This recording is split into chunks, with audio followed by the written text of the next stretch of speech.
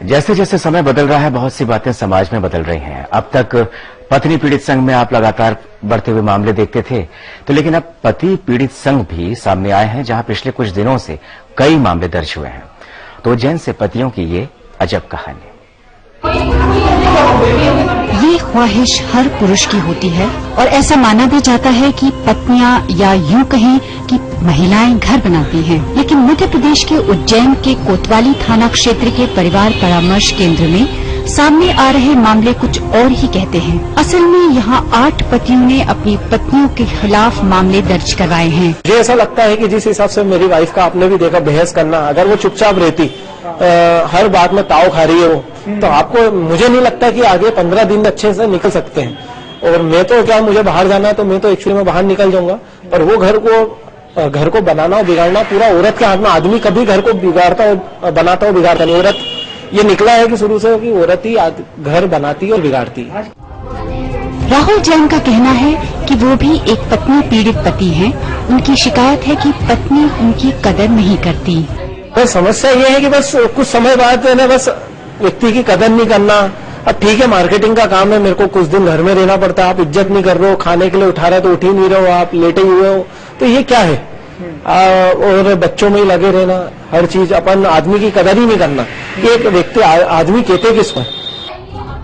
परिवार बचाने के लिए परामर्श केंद्र खुला तो पत्नियों की शिकायत लेकर आने वाले पतियों की भरमार हो गई।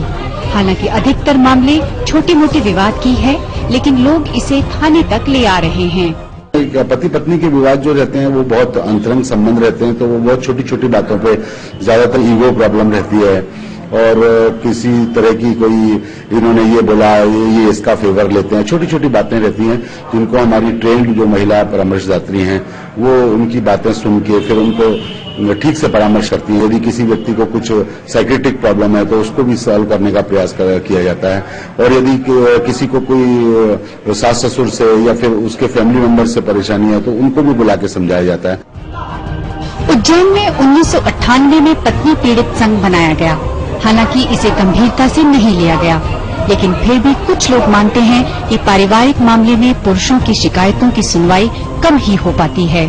3% मुकदमे ऐसे होते हैं जिसमें पति दोषी सिद्ध होता है।